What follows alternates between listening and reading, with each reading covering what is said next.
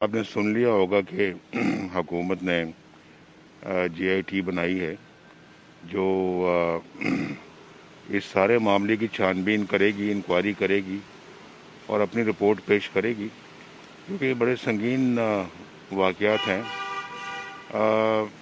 یہ ہیرا پھیری اور فراڈیا بندہ تو پہلے ہی تھا، سب دنیا جانتی ہے، لیکن یہ دہشت گرد بھی تھا، اس کا کسی کو علم نہیں تھا۔ اب واسطہ پڑا ہے تو سامنے آیا ہے، اور ایسی ویسی کوئی دہشت گردی، یعنی میں نے نہ اس سے کوئی بڑا فراڈیا پاکستان کی سیاست میں کوئی دیکھا ہے، اور نہ کوئی اس طرح کا میں نے دہشت گرد پاکستان کی سیاست میں کو دیکھا ہے۔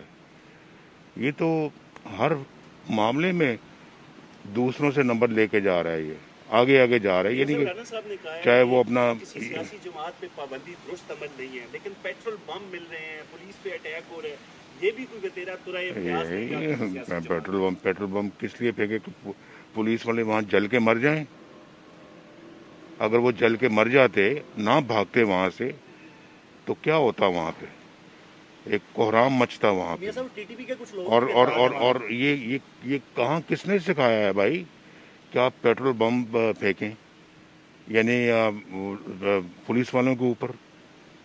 یہ تو پہلی دفعہ کوئی کسی سیاسی پارٹی کی طرف سے اس طرح کی حرکت ہوئی ہے، یہ تو ناقابل برداشت ہے۔ ہم نے پاکستان کو ڈبونا ہے، ایسے لوگوں کے خلاف بھرپور ایکشن ہونا چاہیے۔ Election commission